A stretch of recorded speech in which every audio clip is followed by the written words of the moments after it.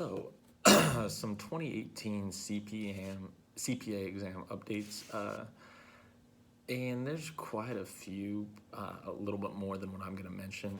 Excuse me, but I'm going to outline about 4 different changes, different types of changes as well. And so, yeah, let's begin.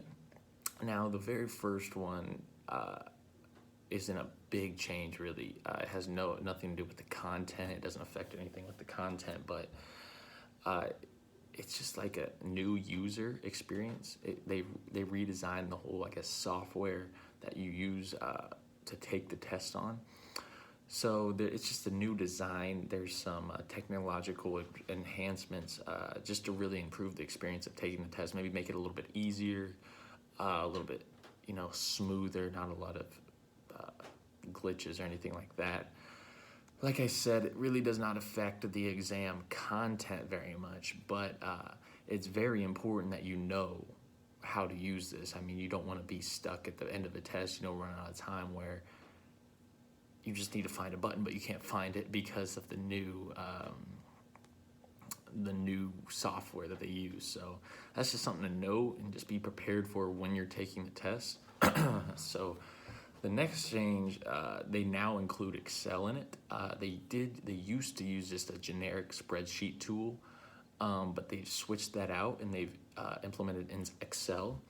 And I think this is one of the best things that they could have done, just because I know most colleges, especially Ball State, really focuses making sure their students know how to properly use Excel. I mean, for example, myself, I've taken a lot of business classes here, and I've probably used Excel at least once in all of them. So this is really nice because students generally know how to use Excel, so they don't have to kind of mess around with this old generic spreadsheet if they're not very familiar with it.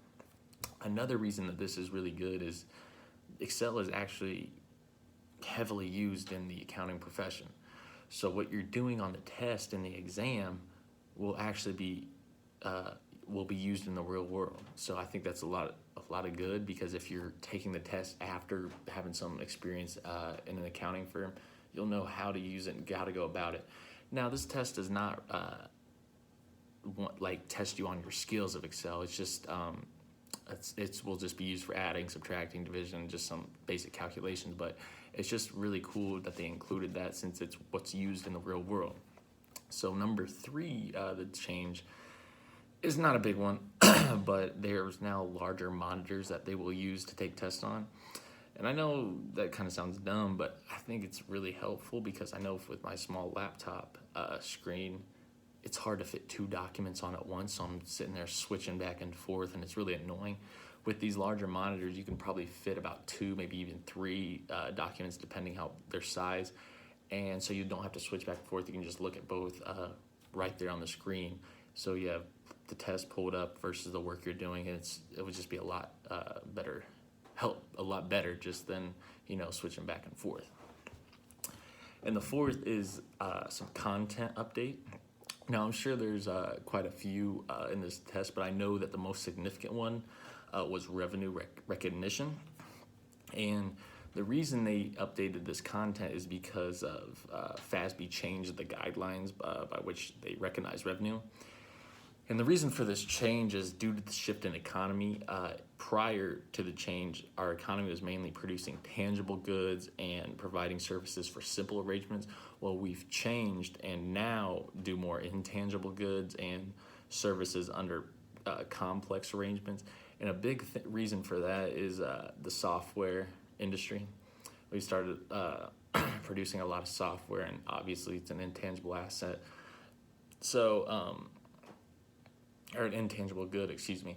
So that's just a big change that they made. Along with that, obviously it changes the way we recognize revenue, but it will also bring U.S. General accounting, accepted accounting principles closer in alignment with the international accounting standards. So before this change, they were a little bit of a gap between some, but now they'll be more together and just more be able to understand more, which I think is good if you're doing a lot of business outside the United States and just you don't want a bunch of different standards. You want them to be close and as much as the same as possible. So yeah, that's some of the updates in the CPA exam for 2018. I think this is a good exam, and I think you should prepare based on the updates. If you can pass this exam, it can lead to a lot of benefits later in your career, promotion opportunities, leadership opportunities. So this is probably what I'll end up doing, just trying to take the CPA exam, see if I can become a CPA. And yeah, so that's a little bit about the 2018 CPA exam updates. Thank you.